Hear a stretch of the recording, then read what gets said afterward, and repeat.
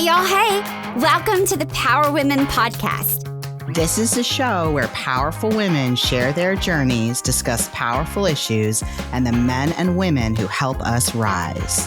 And we are your hosts with three very different backgrounds and very different perspectives. I'm Brandy Jo Newman. I'm Gayatri Agnew. And I'm your power mom, Claire Brown.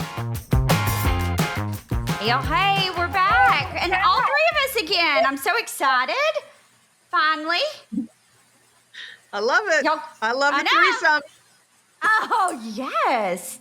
Never had that. I'm so glad that I'm the virgin threesome to you two.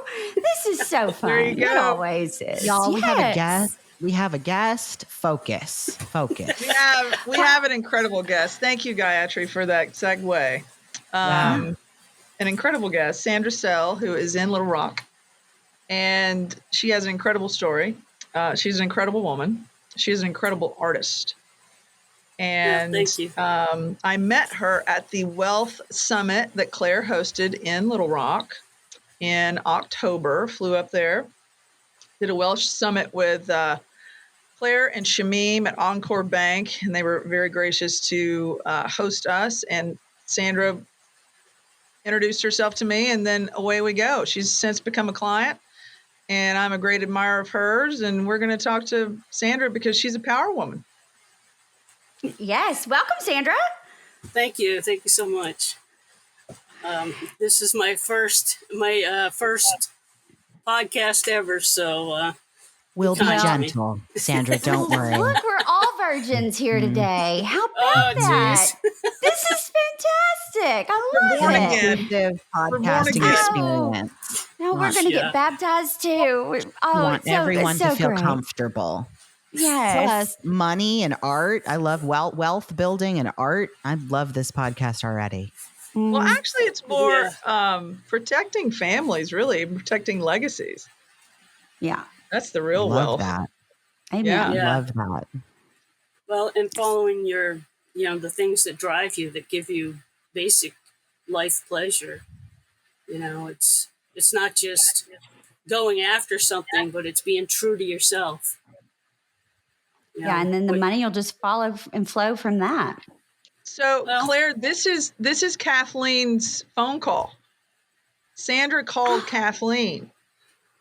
Okay. And this was Yes. this was the catalyst and the interesting story behind how Sandra went into the military and the reasons why. Fascinating. Yeah. Okay, well, tell us, Sandra, how did you get into the military? Well, I knew pretty much somewhere around the age of 12, I was thinking, I wanted to be an artist. And all the stories that I heard and people that I've looked at, they were like, oh, you can't make a living. So I started trying to figure out, how can I make a living? And I was like, well, I can go in the Army and spend 20 years in the Army and have a pension.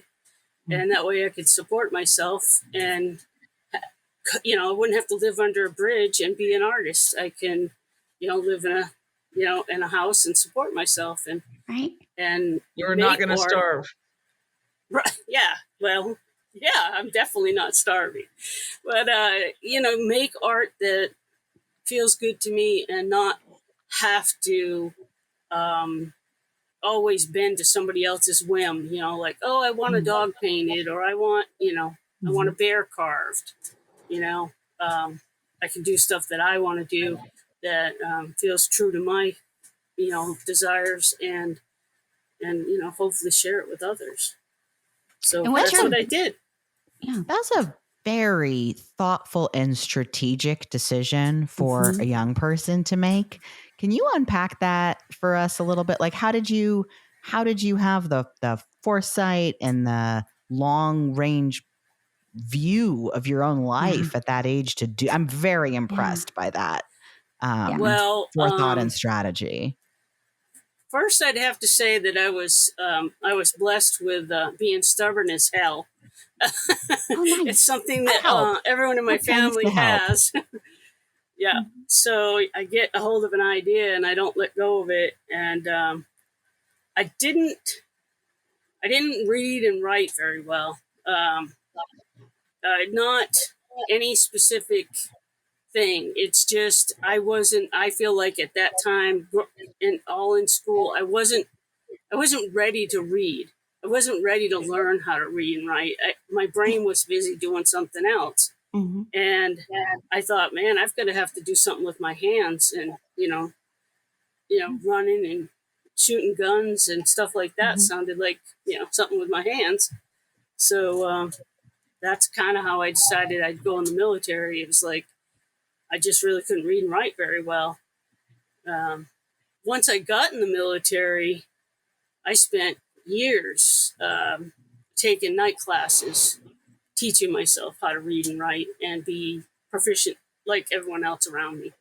It didn't hurt me. It just made me more aware of what my hands could do versus how I could spell it or write it down.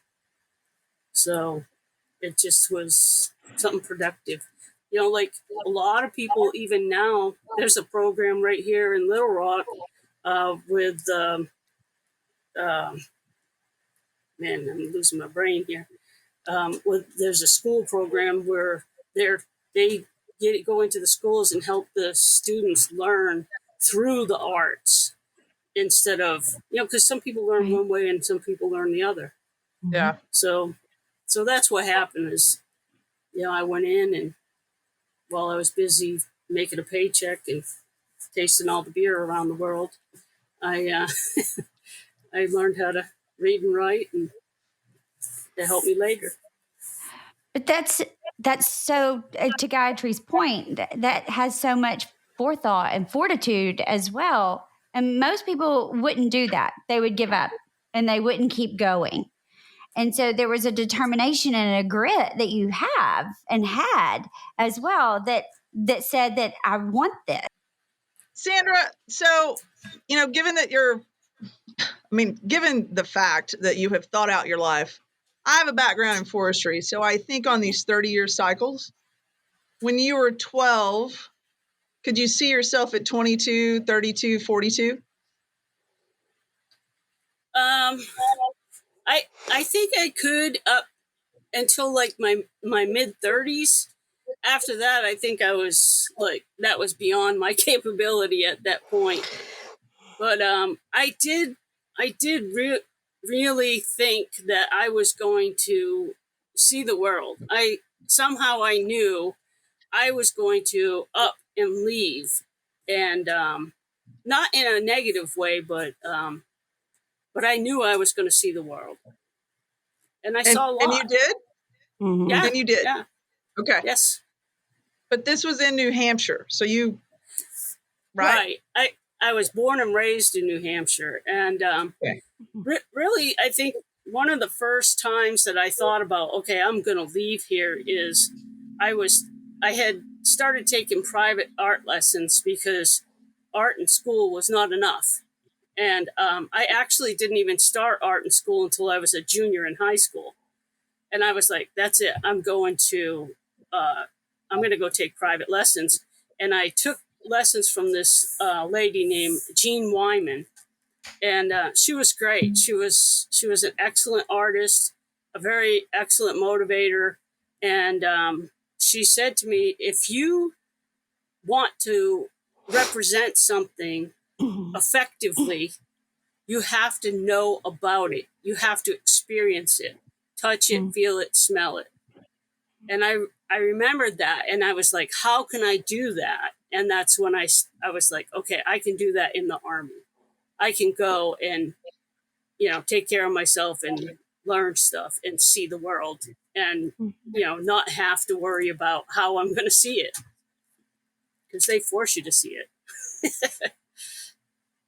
Right. So how long have you been out of the Army now? And how long did you go immediately into full-time artist? Yeah, I retired 20 years ago from the Army, and within that first year, I had already finished one bachelor's degree, and I moved to Little Rock and started my second bachelor's degree in art. the first one was in social science. So I had all that basic stuff out of the way. And once I finished that degree, I waited 2 years because it's good to have some time for your art to kind of matriculate and build into yourself of what it is that you really want to do. And then I went back for a master's degree. Wow. So, yeah. And I finished my master's degree in 2014. So That's amazing. In an MFA, it's just an Masters MA of Fine Arts. Not the fine arts. The UA Little Rock doesn't have the FA. It just has an MA. So if you want to get the fine art part, you have to transfer up to Fayetteville and basically take another 4 art history classes and a writing class. And I did. And So so- I don't need that. So at 16, 17, junior high school, is that what you said? You're taking private art lessons. What are you being taught? Is it like, what is your medium? Drawing and watercolor. Yeah, colored pencil, drawing, watercolor. Yeah, just teaching yourself how to see, because that's a lot of what art is what do you teaching yourself how to see. Right. Writing that one down. That's interesting. Yeah. I got married when I was 20 and I really wanted to go get art for the house. Yeah. My husband at the time told me that if I wanted art, I had to go make it because we weren't buying it. So I enrolled in an art class and they told us that we had to learn to draw it before we could paint it. This is my first interaction with art. And so by the second class, the teacher brought me 3 erasers because I still hadn't moved on from drawing. It was not my gift. And so had a whole new appreciation for it. But I'd never thought about it of teaching me how to see. Yeah, well, some people are just teaching how to replicate, but it isn't that. But for me, it's the whole part. I always tell everybody I experience life through my emotions and the way I respond to things. And when I tell stories, they're long. Why? Because I don't just tell the story, I'm reliving the event, Right. And so when I start to try working and say I'm trying to come up with something that I feel is significant that I want to share, I mean, it comes a meditation in a sense where you have to really you get into that thought and think about what it is and how is it reflecting on you and how are you reflecting on it. I mean, I just got goosebumps thinking about it because it's that's so personal. Yes. And that person that was teaching you how to draw didn't teach you how to apply it to who you are. No. They're dangling something out in front of you and they're saying, here, do this. Instead, you need to say, okay, this is how do you want to express it? And, the end result is different for every single person. And that's so true with so many things. Oh, yeah. Yeah. I mean, this right here, I mean, just the 3 things that I've written down. In order to be effective with anything, you must know everything about it. Teaching yourself how to see. There's a difference between telling a story and reliving the event. Because you can relive the event and narrate the event while you're telling and reliving the story. Yeah. There is. So this is gold. When did you? It is. It is. See? It is, Sandra. When did you transition from drawing and watercolor to wood art? Oh, that right there. That's a ball out of the park right there. So I was in the master's program and it's kind of funny because I never really fit in the different programs at the school because at the time earlier when I was getting my bachelor's degree, it was painting, drawing, sculpture, but I was everything and they didn't know what to do with me. So, I just gave them hell, because I was as old as the teachers. Because you didn't fit into their little box mold. You were the yeah. I didn't hit one category. I was skating across all of them, Mm-hmm. So, anyways, we did the best we could with each other. And when I got to the master's program, it was hard to apply because I wasn't asking for one degree. I was asking for studio art. Yeah. Period. All of them. So I was in the sculpture studio, and when you're working with sculpture, a lot of times you'll do something and have to wait. I mean, pretty much anything. You paint something, you have to wait for it to dry. You do this, you wait. Well, when you're waiting, the teacher had all these DVDs of different artists, and they were playing them on a laptop behind me. And I was sitting there talking, and I heard this chainsaw running. And I was like, I turned around. I said, "Who's that?" And they said, "Oh, that's an artist, Robin Horn." I said, "Damn, I want to do that," because it looked cool what she was doing. She was carving this 10-foot piece, which is the piece that's at Crystal Bridges. And, I didn't know her. And I said, I bet she lives like in New York or somewhere where I can't go see her. And the teacher told me, he goes, "No, she lives here in Little Rock." I was like, "You're kidding me." That's it. So I looked, I get on the computer, I send her a message, and I said, "I would love to come by and talk to you about your process." And she said, "Sure." And I went by, and I was like, I swear to God, I felt like a little kid. I was all nervous, and I had my little notepad, and I was going to ask these questions. And I mean, total dork. I loved it. But my knees were weak, and I walked into her workshop, and I was like, wow, I totally belong here, It's awesome. And we were like fast friends. And, Nice. I got lucky. She really was gracious, and she taught me so much stuff. And for the longest times, I just, even now, I still work with her. I ran by the other day, and I said, "How's it going on your piece?" She goes, "Good. I need to get the forklift and move this." I said, "When are you going to do that?" She goes, "Oh, I'll ask my husband to help me later." I said, "Heck with it. Let me help you." And she's like, "Sure," So it's just I'm so grateful for having met her and found something that, I mean, I keep telling people, what they ask me, "Do you like painting better or do you like sculptures?" And I tell them, in the end, I like them all. But when I'm doing them, when I paint, I struggle. Every bit of the way is a struggle. And when I get done painting, I'm exhausted because it has wore my mind out with all the thousands and millions of questions. This paint, that paint, this, But when I carve wood, when I get done carving, I'm like totally refreshed. I might be tired, my muscles might be tired, but my spirit is just so rejuvenated. It's just unbelievable. I just don't understand the difference, but I love it.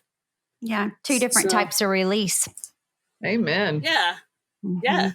Sandra, I have a question for you. Earlier, you were mentioning not wanting to, or not necessarily appreciating as much making art when someone who may consume that art is prescriptive about what they want. So obviously, you're putting your own creative energy into your art. So I'm curious, sort of, either in your mind, who is the art for? That may be the wrong way to ask that question, or like, in service of what? And is it the process of creating it that you derive a lot of value from, or is it the process of then sharing it or having it appreciated or consumed by someone? Well, I think the whole gamut, minus having to put it on the internet. that part I'm not good at. When I make work, the whole time I'm making that piece, whatever it is, I'm having a conversation. There's a dialogue going on in my mind. It might even be creating a story about the piece, because it might be just an imaginative piece. Mm-hmm. When it's done, and I feel that I've done the best that I can do, and I'm thrilled with it, I'm enamored to show it to people, because I'm proud of what I did. Mm-hmm. And if they like it, then I really get a kick.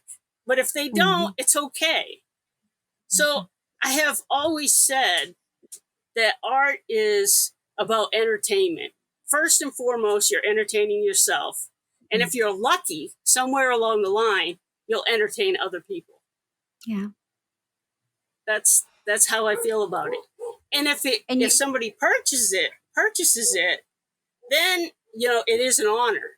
I always feel honored that they've made a connection to that piece. Well, Sandra, your journey is incredible. I have a 17-year-old daughter, and I wish she would be as focused and get it together and have a plan as much as you did. My life would be so much easier if she could and would. Well, don't discount. I mean, she might have a plan and hasn't told you, because trust me, my parents had no clue. My parents were very clueless, and they were like, "Oh, I have all sisters, and out of all of them, they thought I was going to be the one that they were going to have to take care of forever." Oh, wow. And it wasn't the case. I mean, the other ones are doing great too. So not the case. But if you want her to come hang out with me, I could show her some things. That may Get need the chainsaw needed. out. Get the chainsaw out. Yeah. Yeah. Well, So that right. Tell us where people can find your art, and you have an upcoming demonstration at Crystal Bridges this year. Yeah, I have 2 galleries that represent me. One in Hot Springs that is Justice Fine Art, and she's a wonderful artist herself. And then there's a gallery right here in Little Rock on South of Main. It's called M2 Gallery.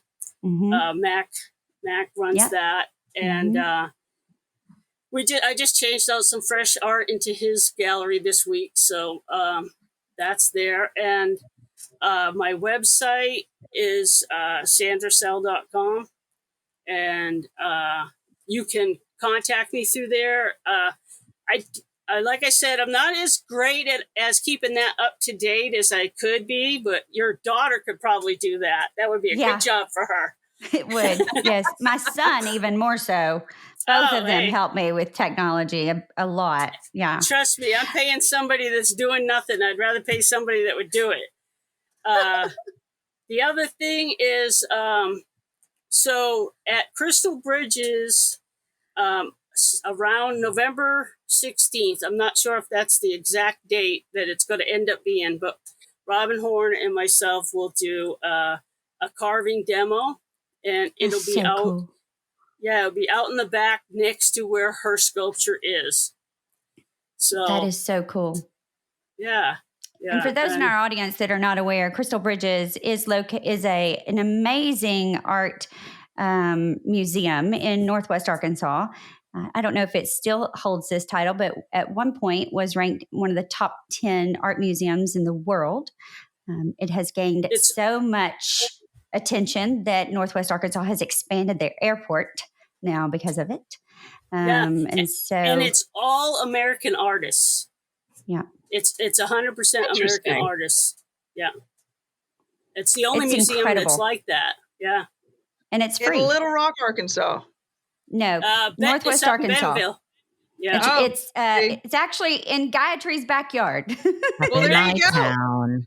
Yeah. Nice. Yeah. Thank you so much for sharing, Sandra. Thank you your journey tells so many lessons and helps so many people. And it is truly beautiful hearing it and then being able to see it literally. Thanks. Thank you. I really appreciate it. It's not over. I want to get some Yeah. apprentices myself. So Oh, I love hopefully that. that'll happen. Yeah. Yeah. Carry on the legacy. That's awesome. Sandra, thank you so much. much for being with us today. Mhm. Appreciate Have a great week. I know this was a little outside your comfort zone, Sandra, so I appreciate you. That's okay. I'm glad you guys pushed me. It's better. It's good for me. It was a gentle go. nudge. A All right, gentle babe. nudge. Loved hearing your story. Thank you so much, Sandra. Thank you so much for listening. If you like the show, please rate and review on iTunes and check out our website, thepowerwomen.org.